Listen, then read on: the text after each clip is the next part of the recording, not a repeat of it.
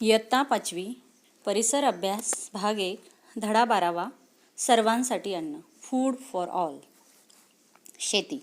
मुलांनो, आपण गावी गेलो असता आपल्याला शेती पाहायला मिळते. कोणाच्या शेतात तांदूळ पिकतात, कोणाच्या ज्वारी पिकते, कोणाच्या शेतात भुईमूग पिकतो, तर कोणाच्या शेतात ऊस पिकतो. हे तर तुम्ही पाहिलेच असेल.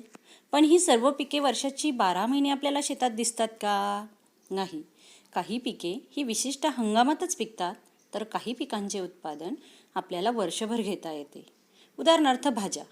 आपल्या आहारामध्ये आपण ज्या विविध प्रकारच्या भाज्या खातो, त्या सर्व भाज्या आपल्याला वर्षभरामध्ये शेतामध्ये पिकवता येतात.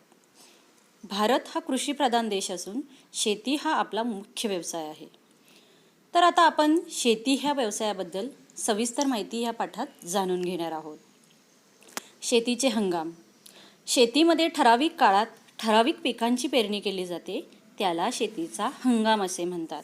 याचा अर्थ शेतीमध्ये घेतली जाणारी जी पिके ठराविक काळातच चांगल्या प्रकारे वाढू शकतात, असा काळ म्हणजे हंगाम होय. भारतात सुमारे 60% जमीन ही शेती कामासाठी वापरली जाते. मुलांना, शेती ही 2 हंगामात केली जाते. मग आता हे शेतीचे 2 हंगाम कोणते? तर शेतीचे 2 हंगाम खरीप हंगाम आणि रब्बी हंगाम. जाणून घेऊया खरीप हंगामाबद्दल. ज्या पिकांची पेरणी जून-जुलै महिन्यात केली जाते व ऑक्टोबर-नोव्हेंबर महिन्यात कापणी केली जाते, त्या हंगामाला खरीप हंगाम असे म्हणतात. उदाहरणार्थ तांदूळ, बाजरी, ज्वारी, कडधान्य ही पिके खरीप हंगामात घेतली जातात. या हंगामात पावसाच्या पाण्याचा पिकांसाठी प्रत्यक्ष वापर होतो. कारण का? तर आपणा सर्वांना माहिती आहे की साधारणपणे जून-जुलै महिन्यामध्ये पावसाला सुरुवात होते आणि आपल्याकडे त्यावेळेस वर्षा ऋतू म्हणजेच कोणता? पावसाळा ऋतू असतो. आणि या पावसाळा ऋतूमध्ये जो काही पाऊस पडतो, त्या पावसाच्या पाण्याचा या पिकांच्या वाढीसाठी प्रत्यक्षरित्या वापर केला जातो. पुढचा हंगाम आहे रब्बी हंगाम. रब्बी हंगाम म्हणजे ज्या पिकांची पेरणी ऑक्टोबर-नोव्हेंबर महिन्यात केली जाते व फेब्रुवारी-मार्च महिन्यात कापणी केली जाते, त्या हंगामास रब्बी हंगाम असे म्हणतात. मग आता रब्बी हंगामात कोणकोणती पिके घेतली जातात? तर ज्वारी, गहू, हरभरा ही पिके रब्बी हंगामामध्ये घेतली जातात. या हंगामात जमिनीत मुरलेले पावसाचे पाणी, परतीचा मान्सून आणि पडणारे द्रव याचा उपयोग होतो. याशिवाय मार्च ते जूनमध्ये जी पिके घेतली जातात त्यांना उन्हाळी पिके म्हणतात. म्हणजेच मार्च ते जून महिन्यांमध्ये जी पिके घेतली जातात त्यांना उन्हाळी पिके म्हणतात. कारण ह्या दरम्यान कोणता ऋतू असतो आपल्याकडे? उन्हाळा ऋतू. आणि उन्हाळा ऋतूमध्ये सुद्धा शेतामध्ये जी पिके घेतली जातात त्यांना म्हणतात उन्हाळी पिके. समजलं? आता शेतामध्ये कोणकोणती कामे केली जातात त्याबद्दल आपण थोडंसं जाणून घेऊया. प्रत्येक शेतकऱ्याला आपल्या शेतातील पीक चांगले वाढावे असे वाटते. उत्तम बियाणे, जमीन, पाणी, खते वापरून जर शेती केली तर उत्पन्न अधिक मिळते. यासाठी मशागतीची कामे करणे आवश्यक असते. प्रथम जमीन नांगरावी लागते. मशागतीने जमिनीचे थर खालीवर होतात. जमीन भुसभुशीत आणि रवाळ होते. त्यामुळे पावसाचे पाणी वरून वाहून न जाता ते जास्त प्रमाणात जमिनीत मुरते आणि जमिनीत ओलावा साठून राहतो. पिके उभी राहिल्यावर शेतातील पिकांचे संरक्षण करावे लागते आणि शेवटी हाती आलेल्या धान्याची सुरक्षित साठवण देखील करावी लागते. सर्व प्रक्रिया शेतीच्या दृष्टीने महत्त्वाच्या असतात. आपल्या देशाची लोकसंख्या दिवसेंदिवस वाढत आहे आणि त्यामुळे अन्नाची गरजही मोठ्या प्रमाणात भासते आहे. परंतु सध्या विज्ञान व तंत्रज्ञानाच्या युगात शेतीमध्ये सुधारित तंत्रज्ञानाचा वापर होत असल्याने सर्वांच्या अन्नाची गरज आता भागवली जात आहे. आता आपण जाणून घेऊया पारंपरिक शेती. पारंपरिक शेती म्हणजे काय? तर आपल्या देशातील काही शेतकरी पारंपरिक पद्धतीने शेती करत आहेत. ही पूर्वीपासून चालत आलेली पद्धत आहे.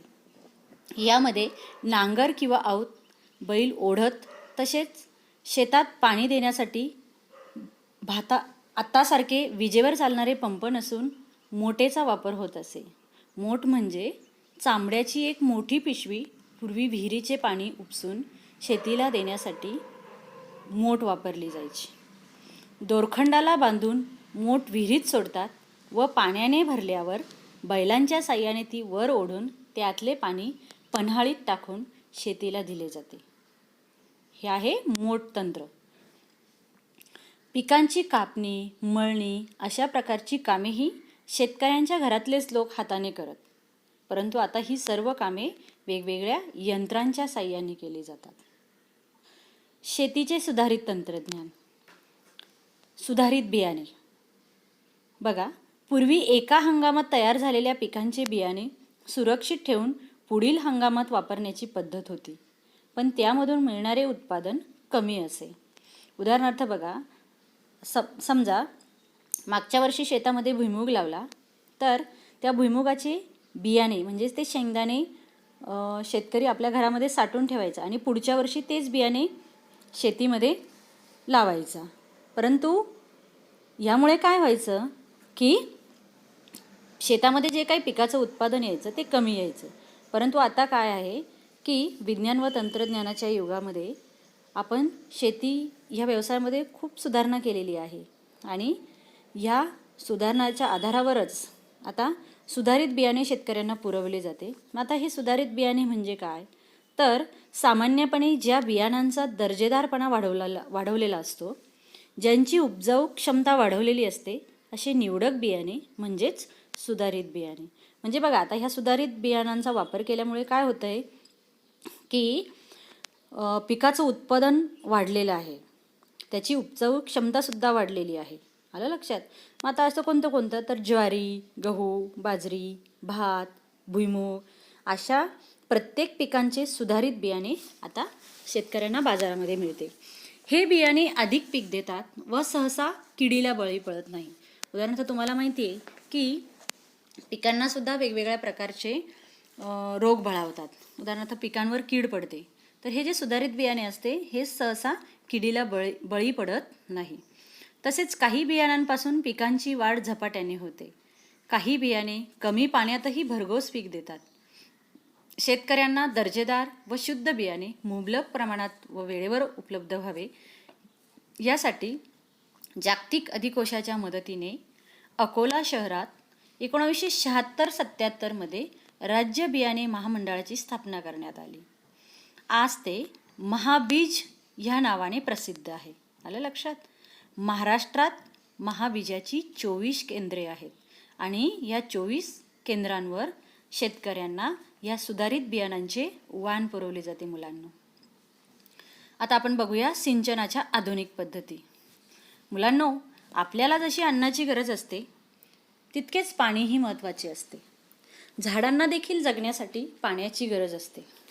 आपण दिवसभराचे पाणी एकदाच पितो का? नाही, थोडे थोडे पण दिवसभर पितो. पिकांना देखील योग्य प्रमाणात पाणी उपलब्ध झाले तर भरघोस पीक मिळते. त्यासाठी काही ठिकाणी पावसाच्या पाण्यासोबतच विहिरी, तलाव, धरण, नदी यांचे पाणीही दिले जाते. पूर्वी पिकाला पाटाने पाणी दिले जात असे, पण त्यामध्ये बरेचसे पाणी वाया जायचे, म्हणजेच ते जमिनीत मुरायचे, त्याची वाफ व्हायची. आणि आपल्या सगळ्यांना माहीतच आहे की पाणी ही महत्त्वपूर्ण नैसर्गिक संपत्ती असून या संपत्तीचा आपण सर्वांनी जपून वापर केला पाहिजे. जेवढे पिकांना पाणी गरजेचे असते तेवढेच पाणी त्यांना दिले पाहिजे. म्हणूनच पाण्याची बचत करण्यासाठी सिंचनाच्या नवीन आधुनिक पद्धतींचा वापर होऊ लागला. आता ह्या सिंचनाच्या आधुनिक पद्धती कोणत्या? तर ठिबक सिंचन आणि तुषार सिंचन.